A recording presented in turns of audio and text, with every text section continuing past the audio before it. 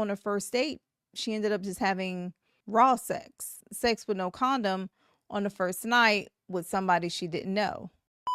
Men ain't falling in love with your coochie. A man who will use you will fall in love with your coochie. Y'all, let's have a grown folks conversation. Let's talk about sex and dating. Like, I see a lot of strict rules when we talk about dating, and I feel like, for the grown and sexy, right? 45, 50 and over, mature folks, do the same rules apply to us as they did or as they do for 15, well, not 15, what the hell? 18, 19, 25-year-olds, because I feel like the rules are a little bit different for us. A few months ago, I had a sex therapist on my show, and our conversation was great. But one thing that she said on there just always sticks in the back of my mind. She, as a sex therapist, somebody who has studied this, someone who is a licensed therapist, somebody who talks about sex all day, every day in her 9 to 5 and when she coaches clients. She herself felt very awkward talking about sex on a first date.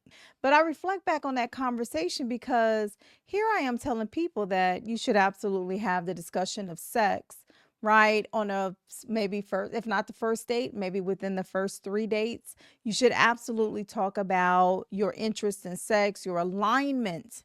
What do you think about sex? How do you feel about sex? How often, all this other stuff. I put my glasses on. Sex, I feel like, is still part of the whole dating. I'm getting to know you, the interview process, right? I found it so ironic and so honestly, and I don't know if interesting is the right word to use, but I did find it very interesting that somebody who talks about this every day said that she was so hesitant to bring up the sex conversation on a first date. She ended up just having raw sex. If you know what raw sex means, that means sex with no condom on the first night with somebody she didn't know. So clearly, in my heart, and this is not to degrade her at all. What this conversation is a damn, if she has issues talking about sex, how many other people have issues bringing it up?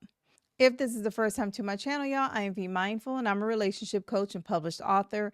Y'all, on this channel, we talk about everything related to relationships. And yes, that means sex, dang it, because we grown, aren't we? We talk about the masculine, the feminine energy. We talk about things that are standing in the way of us having healthy connections, because my goal is always to bridge the gap between us. I was doing a dating series, and I realized that I do want to touch upon this topic about sex and intimacy, like when to actually bring it up on the date, or should I not? Like, how can I bring it up? What if I have sex with somebody the first night? Oh, is it a deal breaker? Did I just ruin all my chances? Okay, I want everybody to push pause. Okay, push pause. One, I want you to know that you absolutely have every right to bring up sex, but bring it up in such a way to where you're learning about the person. And I don't mean what are your favorite positions? Do you like doggy style? Because I don't. I'm not saying that at all. I'm saying the alignment of the two of you. Are you aligned? Because when you go on dates, aren't you all seeking alignment?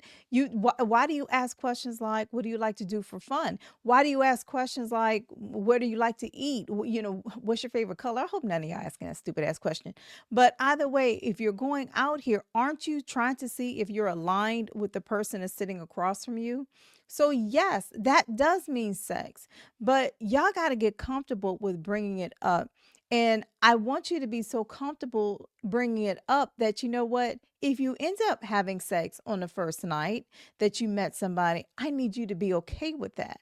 I need you to know that it might come with consequences. But first and foremost, you have to be okay with that. Okay, because you're going to be dealing with whatever feelings that it comes with, whether that shame, guilt, or mistrust or whatever. So we all have to be responsible for ourselves. So if you choose to have sex with somebody on the first night, you have to stand in that power. And with that power, y'all, comes with the power of opening your mouth. You have got to have conversations about how this person feels about sex. Do they practice safe sex? How often do they get tested? Because we've had conversations on this channel and on my podcast, right? Talking about STDs. Y'all, STDs didn't magically go away when you turn 50. No, they're out here thriving in petri dishes and in each other. So you do have to be very aware, at least being able to open your mouth and ask questions about how often do you get tested? When's the last time you've been tested? I mean, and if you're talking to a man, does he only sleep with women? Is he into other men? Right? And y'all got to be honest with these answers, because I know a lot of times people aren't honest. Y'all do not put your health in the hands of somebody else. So I firmly believe you have got to open your mouth. You have got to say what you like, what you don't like, right? And again, I'm not talking about your favorite positions. I'm not talking about what days of the week you really like to have sex and to what music. That's not a no. Remember, the goal is to educate yourself. Educate yourself. You can ask questions like, so what happens if I'm not in the mood and you're in the mood and I politely reject you? How would you handle that? Would you be in your feelings? Like, would you get upset with me? Because I have been in situations before where, you're not going to be in the mood all the time and you may have to reject your partner. Does your partner take it personally? I mean, are they going to go down a downward spiral and then just go on and start sleeping with your best friend? Like, maybe people won't be honest in that regard, but you still need to ask those questions because it's a real thing. Okay, are you going to be okay if I'm not in the mood to have sex? That's why the alignment question is so important. Y'all don't even try to start a relationship with somebody where y'all are completely misaligned. They may want to have threesomes all the time and you've never had one in your life, nor do you ever plan to have one. Why would you waste your time going down that rabbit hole and dating somebody where you'll never be aligned? So when you ask questions and you bring up things on a first date or second date, you see, y'all can even wait to the third date. I'm okay with that. But please don't wait till you get all the way down to date number 6, 7, 8, 9, 10. And also, don't even wait till you get butt naked standing there, never have had the conversation about anything, and then you just have sex. That's probably one of the worst things you could do. It's not about having sex on the first night. It's about having sex and never stated your boundaries, never stating that, hey, we got to wear condoms, never allow somebody to slide in you raw. Like, y'all, we have got to have conversations with each other. Y'all, sex is not some demonized word where you got to throw holy water on yourself. I do think the conversations in church has made sex such a demonized activity, right? And where you can only be bathed in holy water for you to participate in having sex.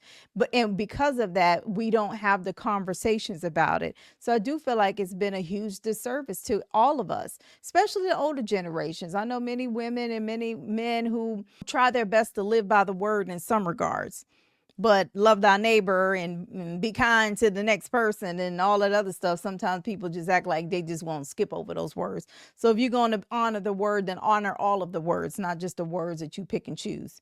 Okay. But anyways, I digress. Now, here's the thing. Women, don't be going out here acting like you acrobatic and you're going to put all the moves on a man because he ain't never seen no coochie like yours and all this. Let me tell you something.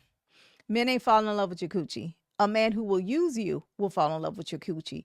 But a man who actually wants something of substance is not only into your coochie. You got to bring a little bit more than that. So if you're not, like they say, like that song said, no start, none won't be none. So if you know damn well in 2 months you're going to stop swinging off that chandelier, don't start that mess.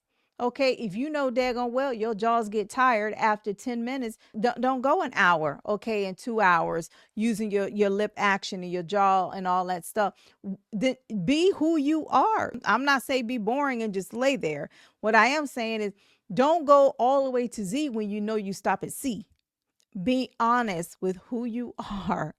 Ask the questions that matter, not, oh, do you like to go all night long? Y'all stop it. Ain't nobody going all damn night long anymore. Okay. Y'all not 18 no more. I need a man to go all night long. Look, okay, I'm gonna tell you right now, even if he could, would you want, be honest. Y'all stop these lies about what you can do, what you can't do, what your mouth can do, what they can't. Stop it. I ask yourself, do you want to go all night long? Do you? Probably the hell not. I know I need some sleep. But y'all have the conversations well before you sitting there butt naked and he is already entered inside of you raw. Y'all, till next time, y'all take care of yourselves.